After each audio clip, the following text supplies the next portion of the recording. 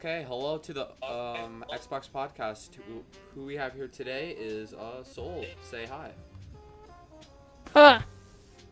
All right, so he is one of my oldest, well not oldest, but an old friend of mine that I haven't talked to in almost maybe a year, a couple months.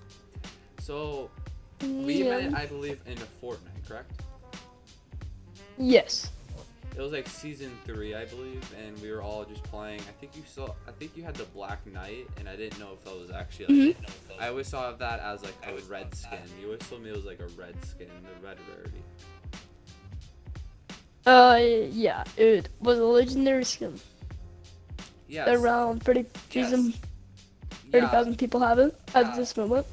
Yeah. So I think your voice has gotten a lot deeper since the last time I've talked to you. Mm-hmm. All right. So, have you quit Fortnite, or do you go on it once in a while? I go on it once in a while. Now that I have 2K. So you're a sports fan. Mm-hmm. All right, so you're a sports fan, and yeah, I actually never knew you were an actual sports fan. Uh, So, how do you feel that? Have you ever played Rocket League before? oh yeah, I have that. Yeah, how do you feel that Sonic sold it to Epic Games? I don't know. I'm just like surprised. I did not expect this. Probably nobody else thought this would ever come to this day. That Fortnite has their own game and another game that another company had made. Yeah, I was kind of confused too because aren't you a little bit nerve-wracking that I don't know if this will happen to console, but PC players who have bought this game and Epic's gonna say they're gonna have to switch the game over to their Epic Games launcher. So imagine that happening and you have to rebuy the product. That thing. I'd get pretty mad at that because that's unfair. If Yeah, people bought the game, they should be able to keep it. yeah, because in my opinion, I think they're probably gonna make Rocket League free, which is good for the hmm substantial slash them rising up because Epic is a very big corporation, which does have a lot of players playing each day. I think that would bring a lot more attention to Rocket League like it was back in 2016. hmm Because as in the prospect of 2016, Rocket League was very popular, having about 4 million people play the game every day. Yeah, it was kind of like that, but now there's at least like 100,000, close to that. So, yeah, I. All right, so I'm gonna tell you more questions about about like. All right, so I want to tell you this question. You told me one time that your parents own a coffee shop of some sort, or a shop. hmm Is that do your parents still own that? No, Did it get sold or? they sold it. Oh, okay. Yeah. Yeah, because you told me that you're gonna go get stuff from there, and you live like really, really close to it. hmm How do you feel about Tfue and FaZe Clan and the contract? How do you feel about that? I think that I'm on Tifu's side here because he does have proof, and Face is kind of getting exposed from this, and they're probably gonna go to court for this, for taking more than 80% of his money that he's earned from tournaments. So I think FaZe Clan is gonna get disbanded, and everybody on the team should get into a new professional team. Yeah, I sort of agree on that, but here's the thing. Tfue's side is pretty much on Twitter, and FaZe Clan's side is on YouTube.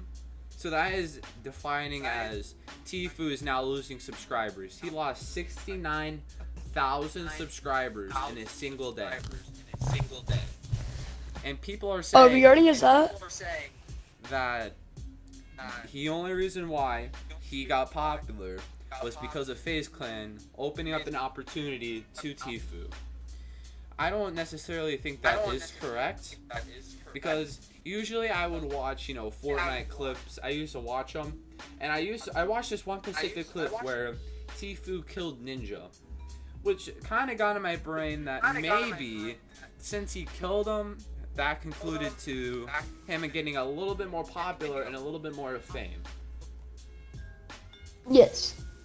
But that is how IC5 in his case. Yeah. Because they thought he was stream sniping, which he was not. And he got more popular and popular because of that situation.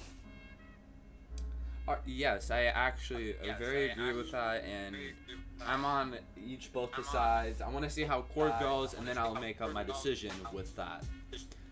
So, another question is, how do you feel about the James Charles incident with Tati, and all the other YouTubers, makeup YouTubers? How do you feel about that? I don't really know. I really don't know what to think about the situation at this point. Everybody has been talking about it lately.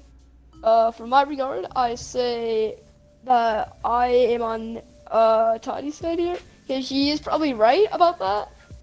So, from the situation, I'm pretty sure Tati's right at this point. I'm honestly on both sides, because James Charles did make a video on it, but he didn't really explain it in a very confident way. Good way. But now he made another video of saying all of it, but in a very professional, athletic / not crying emotions. And I'm kind of now on each side, because Tati, I think, wanted just attention. That's what everyone's saying.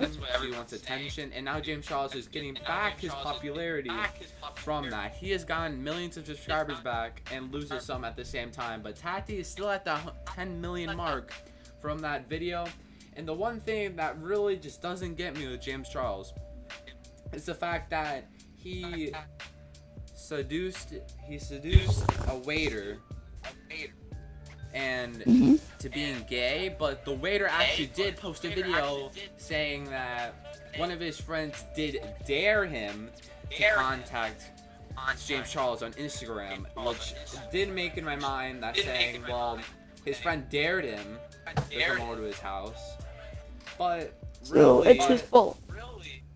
It's not really his fault. It's his fault for doing it. He wanted to, and James Charles asked him in a very politely mannered way, and he agreed. He accepted that opportunity, and then at the house they were watching a movie, and James Charles wanted to kiss him and asked him, and he got his approval.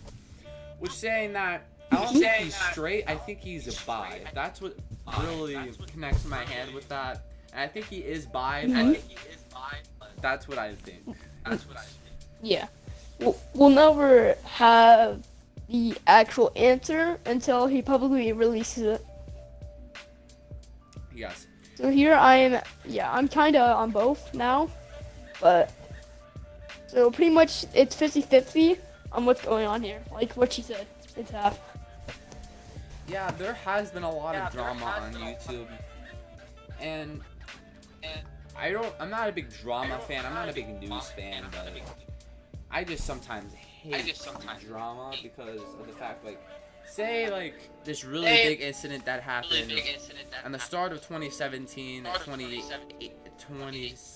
think 2018, yeah, 2018, early 2017, maybe.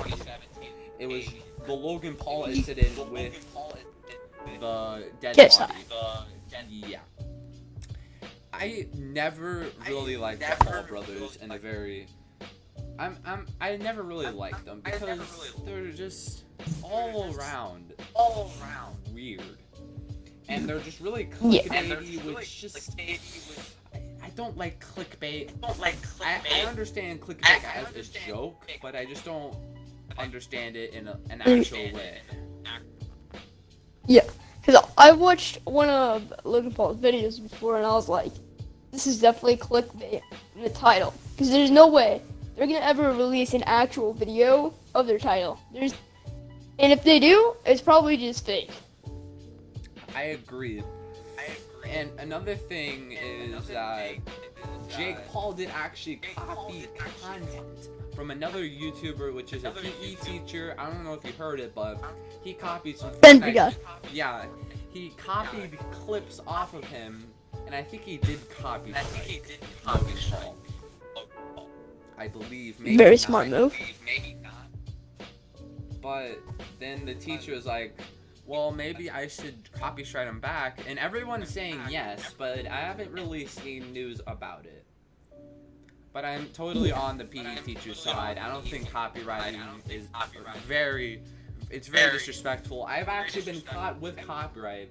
There's this one person named Fly Souls. He did copy one of my montages that I did make, and it was one of his montages. He left the clan, but he just edited out the parts when it says OG, welcome to OG, and stuff like that. And I did copyright strike him, but the YouTube algorithm was being very decent today, and he did take down the video, YouTube. And I just hate when people copy other people's content that have been working very hard on it, and someone comes up and just steals And they're it. Because it's like this. If you get copyright striked, you're forced to bring down that video. Or if you get 2 strikes, you're down. And you have to spend your time making another account, getting all the videos back up, and you don't want to do that. So pretty much, that's what every case. You get copyright striked, you have to take down that video, or you got striked for. And if it's not a good reason, that it's not even like it's trying to get that person terminated, then your channel can get terminated for that, for false copy striking. Yeah, because if you've seen Laserbeam, he actually did get copyright strike by this one subscriber YouTuber for no exact reason, because I'm not a big fan of Fortnite anymore. I just like personally watching Fortnite videos because they make me laugh. Like a couple of them are C-Day, Fearless, and of course Laserbeam, because he makes the videos funny and not just skill-based or anything like that. Right? He did get copyrighted strikes. He did contact YouTube, and I think YouTube did deal with the situation. But I think just YouTube's going to shreds. People who dropped out of college/high school, I think are gonna get shit on because of the fact that now probably they're just gonna lose all their ad revenue and they're not gonna have a job, which is gonna relate to some people that didn't complete high school or didn't complete college, that they're just gonna get screwed and they're not gonna have a job and they're gonna fail. Yep. So you have a choice to go to college for maybe 2 to 1 years for a job that you think you might be able to get. So the best choice in that scenario is just stay in college and do your best to make videos still. It's probably the smartest move to do if you want to be a YouTuber and also have another job that you can rely on if you don't get ad revenue. Yeah, because there's this one channel called Errol Stories. Errol Stories is a YouTuber who does do YouTube videos. He's an animator who loves telling stories. But the thing he did was he made a company because he was nervous that YouTube's gonna take all ad revenue out of it. And he's scared that he's just gonna lose everything because he did do college. But he did make a company. It was some type of anime where his company is now growing of the rapid of YouTube, but they're uneven and he can't make videos while doing a company. So he's getting income from the company and YouTube, which is a very smart idea because if YouTube fails, he still has that company to back him up with videos. Yes. So, yeah, for his perspective, I think 4 hours of work from 7 p.m. to 11 maybe, pretty much. And that'd be fair for him, because then he'd still have time to think of video ideas. Because then he doesn't have to get pressured to think of ideas for his company. Which I think animators are probably have the hardest job, because of the fact that they have to plan out the video, and I think animation's pretty hard because you have to have the drawing skills and the mastering of redoing the art every single time. I think it's just a very stressful job because I think that YouTube video, just one YouTube video, takes up to at least a month. Unless you have a crew of helpers, then it'll probably take a little bit, maybe like a couple of weeks, like 3 weeks, 2 weeks. It just depends on how fast it can do it. Same with a lot of other YouTubers that are pretty good at drawing, because I cannot draw for my life. I can never draw. I'm a very bad artiste. But I think animators is the best way to go if you're good at drawing. I think you just need to get more publicly out there. Like maybe collab with a YouTuber that's a little bit higher. Well, not leeching subscribers, but like maybe he can help you out and give you some tips.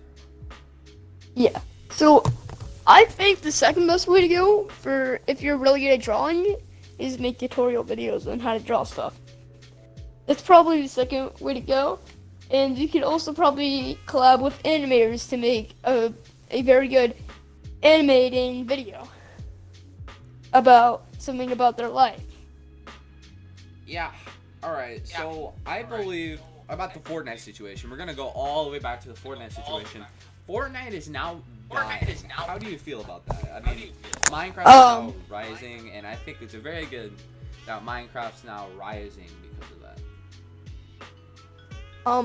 I knew this day was gonna come since Fortnite was eventually gonna die very soon. Like Overwatch. Overwatch used to be extremely popular, but now it's not that much. There used to be like tens of millions of people playing that game. Now it's around 1 million playing it now because about their updates. Same with Fortnite. They need to have consistent updates again, and then their game will be growing even more. So that's probably the only thing I have to say about that. And if they did have constant updates that were better, they'd probably be ahead of Minecraft right now. Yeah, because Fortnite, I think, takes out too many of the guns that they created. Because I've seen all the updates. I know I get them on my recommended page saying, "Oh, this new Fortnite gun, this amazing gun." But then after a couple weeks, and people actually figure out how to use the gun in a very overpowering way, they then just ban it. But they just make retarded updates, which just made me just think, man, I don't think this game is gonna get any more things or like it's not gonna do very well.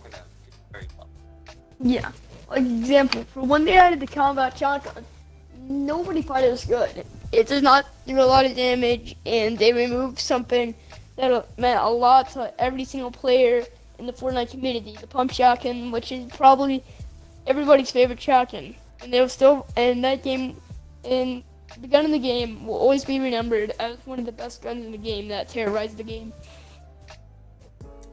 Yeah, but the reason why Minecraft's now rising is because now there's now going to be a thing where James Charles is actually going to be playing Minecraft with a couple other YouTubers who have played Minecraft to get the popularity now today, which is Landon, I believe, and a Vicstar, Bayesian Canadian, and they're now doing a charity live stream for that, which is one thing that really just motivates me is charity, because charity is a very good way of spreading out the community and helping out the community that other people need help, and that's a great way. Minecraft is now rising and people are starting to enjoy it, so I think maybe that is the greatest way to get charity money for other people who really need it.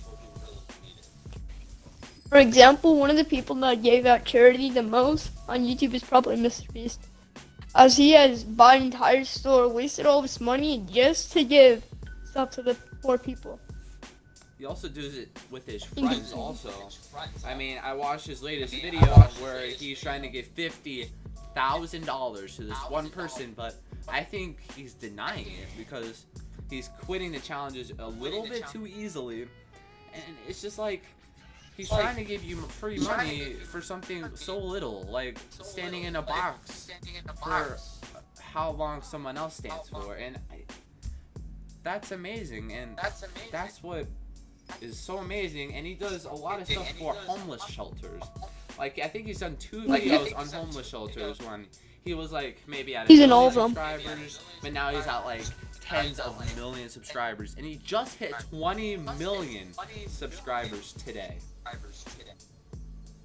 As my part of that, Chandler that has not won a single challenge, he has lifted more than, he has lifted more boxes and stuff, than doing all of that, so hopefully he realizes that he'll get $50,000 if he does win a challenge.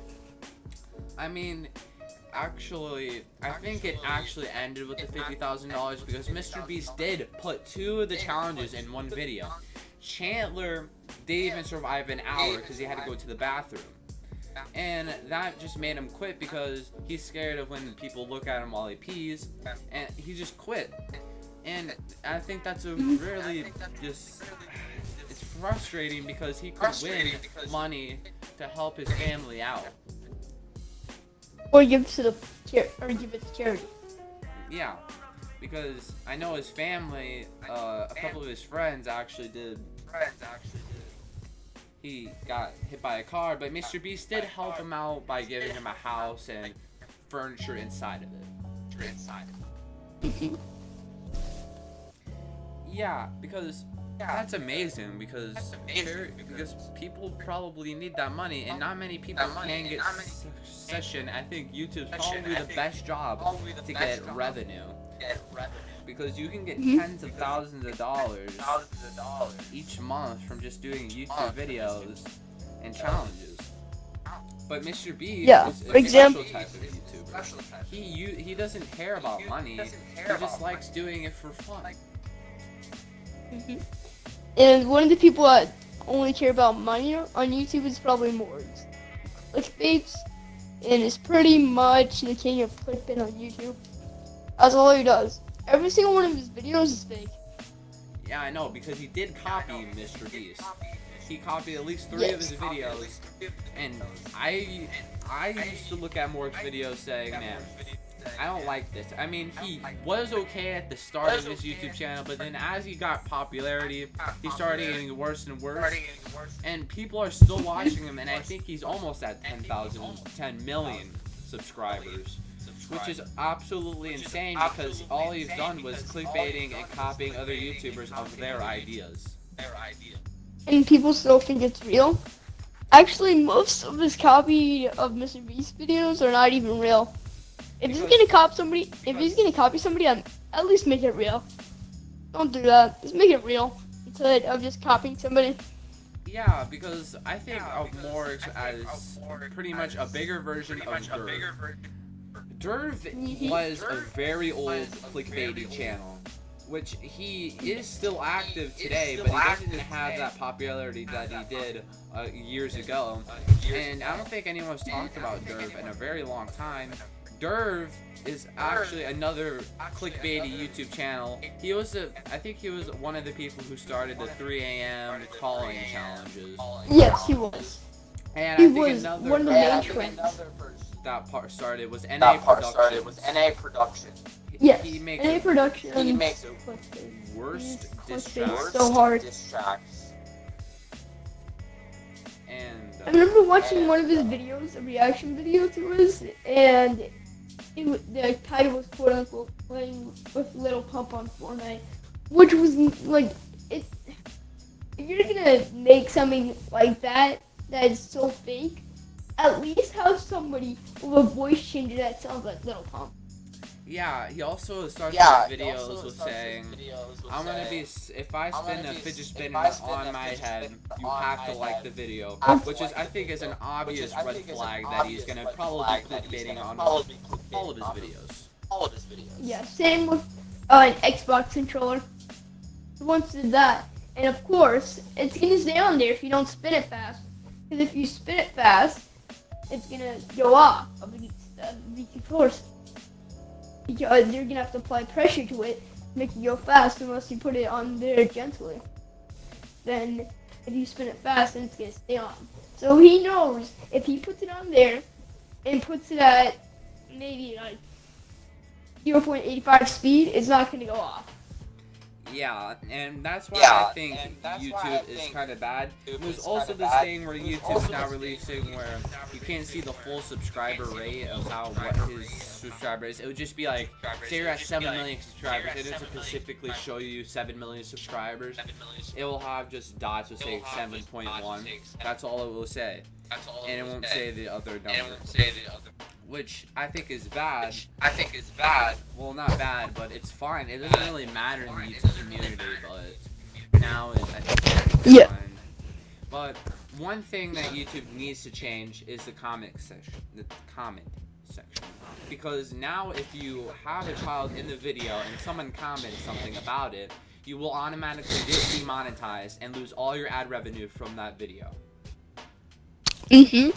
They should fix about that. If it's not said by somebody with over 100,000 subscribers, then it won't count as demonetized. Because we all know anybody with over 100,000 subscribers is not gonna say anything about another YouTuber's video unless it's really good.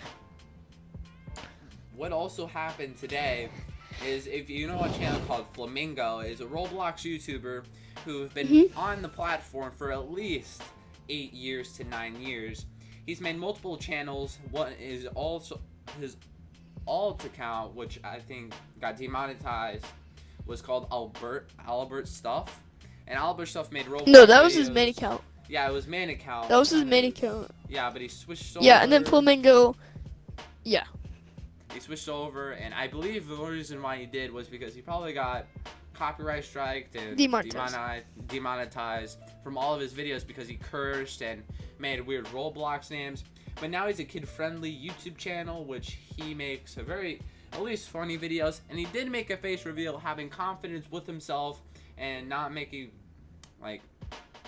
because he's scared that people are going to make fun of him, of his voice, not his voice, but his hair, his face, his redness, which I don't know because I think he's a very popular YouTuber, and I think he's a very funny YouTuber. I used to watch him, and I think I still watch him to this day because of how funny he is. I don't really care about the Roblox, but I care about his commentary and his comedy, because I think is very perfect and spot on. Yes, he is a very funny YouTuber. I used to watch him a few years ago when he was starting off the channel. Maybe a year ago, I watched his introduction video and said, hey, this is probably Albert Stuff, because he sounds the exact same. Yeah, he sounds like I think he's not. It doesn't sound the exact same, but if you put two of his videos together, I think he's gotten a more. I don't think he's using his real voice. This is why, because maybe he just doesn't want to be known as Albert Stuff anymore or anything else. Because I think he has a lot more lighter voice than he had on his other channel. I think he had a lot deeper voice, but now he has a more lighter, more happier, more energetic voice. Yeah, probably because you know how your voice gets deeper from puberty, right? Yes. That's probably the case with there, except he just talked a little bit deeper then. So I think he is using his real voice, but when he had the Albert Stuff channel, when he still used it, he just used a deeper voice. It could probably be one of the two. Yeah, but it's probably that he was using a deeper voice. No, it's not. Yeah. Probably the case, because I've seen him talk with a few YouTubers before. When he's in Discord with them, and he sounds the exact same. I'm pretty sure it's just that. Yeah, I kind of agree with that. And how do you? All right, this is the one thing I wish YouTube would just stop.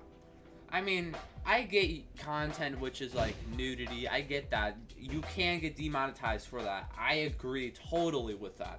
But the thing is, I want to point out one YouTuber who I think made a dent, and another YouTuber who also made a dent in this YouTube community, in this YouTube area.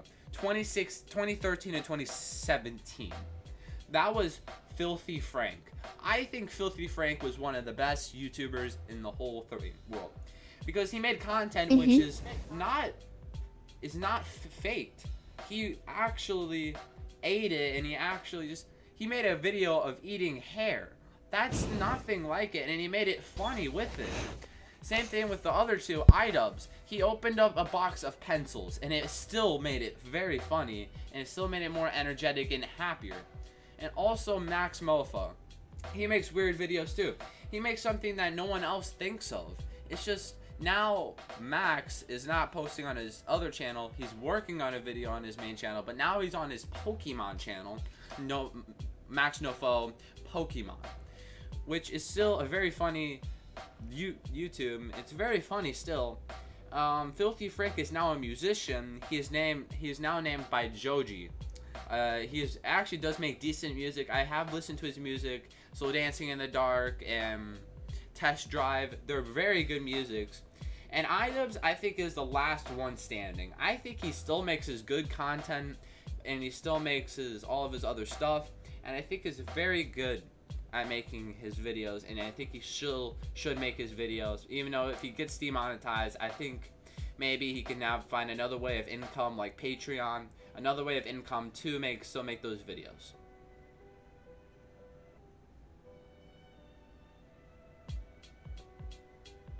And yeah, that's pretty much it.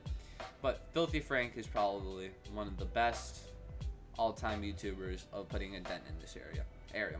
Also, another YouTuber who also put a dent in this area from at least 2014 to 2016 was Leafy Was Here. Leafy Was Here was probably a pretty good YouTuber. He made commentary. I think he was probably the person who started up the commentary genre of YouTube. He made CSGO gameplay background, and he also made drama videos of his life, which made a big impact